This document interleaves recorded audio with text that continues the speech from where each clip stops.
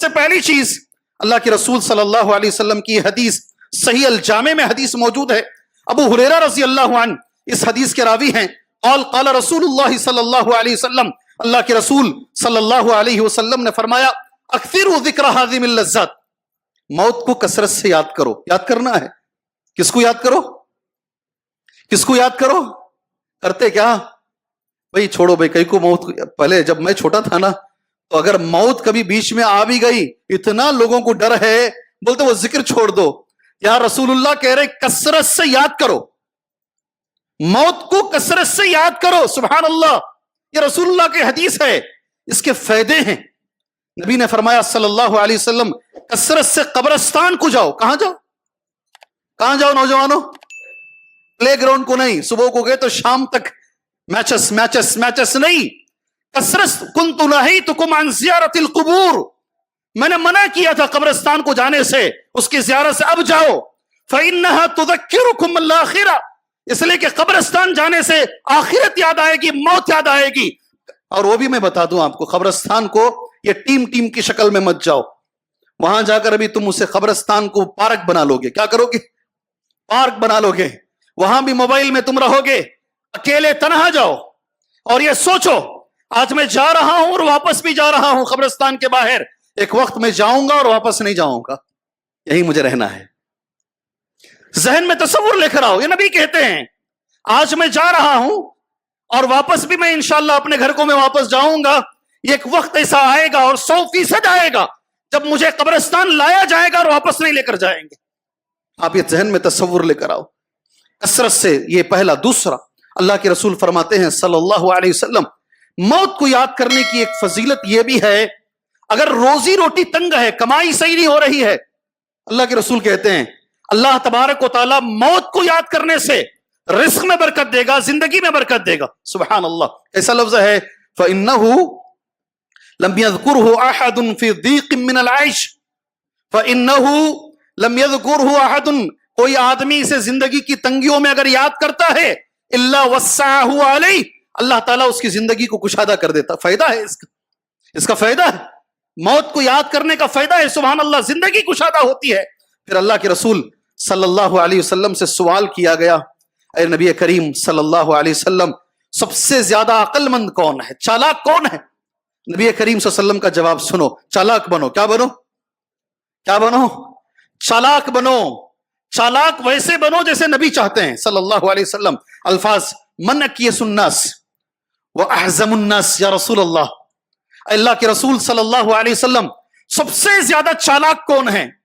نبی کریم صلی اللہ علیہ وسلم کا جواب, میں چاہتا ہوں نوجوان ساتھیوں میرے, یہ جواب آپ اس مسجد سے لے کر جائیں گے انشاءاللہ. نبی نے چالاک کسے کہا ہے صلی اللہ علیہ وسلم؟ اکثرهم للموت ذکرا واحسنهم لما بعده استعدادا. نبی کہتے ہیں دو چیزیں. سب سے پہلے چالاک, اللہ کے رسول کہتے ہیں اکثرهم للموت ذکرا, کثرت سے موت کو یاد کرنے والا, کثرت سے موت کو یاد کرنے والا. سیکنڈ لفظ اللہ کے رسول صلی اللہ علیہ وسلم کا, اس کے بعد کی زندگی کے لیے تیاری کرنے والا. سبحان اللہ. دو باتیں نبی نے کہی, موت کو کثرت سے یاد کرو اور اس کے بعد کی زندگی کیا ہے, تین چیزیں. ایسے ہی 1 2 3 بتاؤں گا, وقت ہو جائے گا انشاءاللہ, اور پابندی کے ساتھ اس جمعہ کے ٹائم پر اپنی بات ختم کروں گا. موت کے بعد کیا ہے؟ سب سے پہلے آخری مرحلہ, لاسٹ کا جو مرحلہ ہے, سکرات والا مرحلہ. جب ہم موت کو یاد کریں, تیاری کرو اس مرحلے کے لیے, رونگٹے کھڑے ہو جاتے ہیں. حدیث سنو, صحیح بخاری میں حدیث موجود ہے. اما عائشہ رضی اللہ عنہ, 3 ہی باتیں, 3 باتوں پر یہ جمعہ میں ختم کر لیتا ہوں. اما عائشہ رضی اللہ عنہ کہتی ہیں, آخری وقت نبی کریم صلی اللہ علیہ وسلم کا عندما حضرت الوفات کان بین یدیہ رکوہ, اللہ کے نبی صلی اللہ علیہ وسلم کے سامنے ایک چھوٹا سا برتن ہے چمڑے کا, اس برتن میں پانی ہے, اس برتن میں پانی ہے. فجعل يدخل يديه, آپ اپنا ہاتھ وہ برتن میں ڈالتے ہیں پانی کے اندر. فيمسح بهما وجهه, اپنے دونوں ہاتھوں سے بھگا کر اپنے چہرے کو پوچھ لیتے ہیں. ويقول, اور اللہ کے نبی صلی اللہ علیہ وسلم اپنی زبان سے کہتے ہیں, لا الہ الا اللہ ان للموت سکرات. لا الہ الا اللہ, یاد رکھو جی, لا اللہ کے سوا کوئی معبود برحق نہیں, موت کے سکرات ہیں. یہ وقت بہت اہم ہے، آخری وقت نبی کریم صلی اللہ علیہ وسلم کا. ثم نصب یدہ، پھر اپنے ہاتھ کو اٹھائے، فجعل یقول، اور یہ کہنے لگے، پھر رفیق الاعلی، سب سے بڑا جو دوست ہے وہ، پھر رفیق الاعلی، ایسے ہی ہاتھ ہل رہا تھا ہوا میں، آپ کی جان نکل گئی. سوال علماء یہ کہتے ہیں، یہ کرتے ہیں، اگر نبی کریم صلی اللہ علیہ وسلم کا آخری وقت اگر آپ کو یہ تکلیف ہے تو پھر مجھے اور آپ کو کیا ہوگی؟ نماز چھوڑنے والے کو کیا ہوگی؟ سود کھانے والے کو کیا ہوگی؟ حرام کھانے والے کو کیا ہوگی؟ اور جو آدمی غلطی کرتا ہے اس کی آخری حالت کیا ہوگی؟ صحابہ نے بتایا. حضرت عبداللہ بن عمر بن عاص اپنے باپ سے پوچھ رہے ہیں، عمر بن عاص سے، اے ابا جان اس وقت تمہاری حالت کیا ہے؟ سبحان اللہ. کہتے ہیں ایسا لگ رہا ہے زمین و آسمان کو ملا دیا گیا ہے، زمین اور آسمان کو ملا دیا گیا ہے. جی میں اور آپ گزریں گے اس حالت سے، گزرنا ہے نہیں گزرنا ہے، گزرنا ہے نہیں گزرنا ہے. تیاری اس وقت کے لیے کیجئے، ایسے کام کیجئے کہ آخری وقت اللہ تبارک و تعالی آسانی سے ہماری جان نکلے انشاءاللہ تعالی. جی ہاں، دوسری چیز، انشاءاللہ موت کے بعد اللہ سے ملنا ہے. کس سے ملنا ہے؟ کس سے ملنا ہے؟ کس سے ملنا ہے؟ حدیث سن لیجئے، انشاءاللہ اللہ سے ملاقات کرنا ہے. اور حدیث نبی کریم صلی اللہ علیہ وسلم کی یہ ہے، عن عبادہ بن صامت، عبادہ بن صامت کہتے ہیں، عن النبی صلی اللہ علیہ وسلم قال، بے شک نبی کریم صلی اللہ علیہ وسلم نے فرمایا، من احب لقاء اللہ احب اللہ لقاءہ. آخری حدیث ہے جمعہ کی انشاءاللہ. جو اللہ سے ملنا چاہتا ہے اللہ بھی اس سے ملنا چاہتا ہے. اللہ اکبر. من احب لقاء اللہ احب اللہ لقاء. صحیح بخاری میں بھی ہے حدیث اور صحیح مسلم میں بھی حدیث ہے. عبادہ بن صامت راوی حدیث ہیں. من احب لقاء اللہ احب اللہ لقاء. جو اللہ سے ملنا چاہے گا اللہ بھی اس سے ملنا چاہے گا. ومن کرہ لقاء اللہ کرہ اللہ لقاء. اور جو اللہ سے ملنا نہیں چاہے گا، ناپسند کرے گا، اللہ بھی اس سے ملنا ناپسند کرے گا. آپ کی شاید حدیث سمجھ میں آ گئی ہوگی. حضرت عائشہ کو رضی اللہ عنہا یہ حدیث سمجھ میں نہیں آئی. شاید آپ کو سمجھ میں آ گئی ہوگی اہل بٹکل کو. حضرت عائشہ اما عائشہ رضی اللہ عنہا کو یہ حدیث سمجھ میں نہیں آئی. قالت عائشہ رضی اللہ عنہا او بعض ازواجہ، حضرت عائشہ نے کہا یا بعض کسی بیوی نے کہا، انا لنکرہ الموت.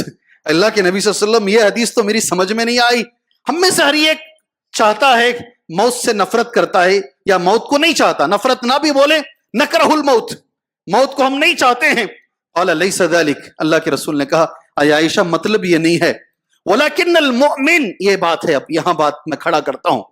لیکن مومن اذا حضرہ الموت، جب موت سامنے آئے گی، بشر برضوان اللہ وکرامتہ، اس کی جان نکالنے سے پہلے اسے خوشخبری دی جائے گی کہ اللہ تم سے راضی ہے. کیا خوشخبری؟ کیا خوشخبری؟ بولو نا، سو نہیں سو. اللہ تم سے راضی ہے، اللہ وہ کرامت ہی. سبحان اللہ. یہاں کھڑے ہو کر، یہ میرا چوتھا شاید سفر ہے بھٹکل کا، اور یہ میرا دوسرا جمعہ ہے آپ کی اس مسجد میں. جی ہاں، اس سے پہلے جب بھی ہم آئے ہیں تقریباً ایک ساتھی سے ہماری ملاقات رہی ہے، عبد الودود سے ہماری ملاقاتیں رہی ہیں. اور وہ چمکتا ہوا چہرہ ہمیشہ ہمارے سامنے آتا ہے. میرے سے کافی جونیئر، سبحان اللہ، ایک اچھے جید عالم دین. میں نے ان کے بارے میں سنا، اللہ عز و جل نے ان کو آزمایا بیماری میں. اللہ وہ بیماری کو ان کے گناہوں کا کفارہ بنائے. کل میں مروں گا تو کوئی اور بھی میرے لیے خطبہ دے گا انشاءاللہ، اور میرا نام لے گا انشاءاللہ تعالی. ڈرنا نہیں، جب موت آنی تبھی آئے گی، اس سے ایک منٹ پہلے بھی نہیں آئے گی، بعد میں بھی نہیں. اگر کوئی چلا جاتا ہے ہم اس کے لیے دعا کرتے ہیں، اللہ اعلیٰ علیین میں ان کو جگہ عطا فرمائے، اللہ علیین میں ان کو جگہ عطا فرمائے، اللہ جنت الفردوس میں انہیں جگہ عطا فرمائے. ہم ان کے لیے دعا کرتے ہیں.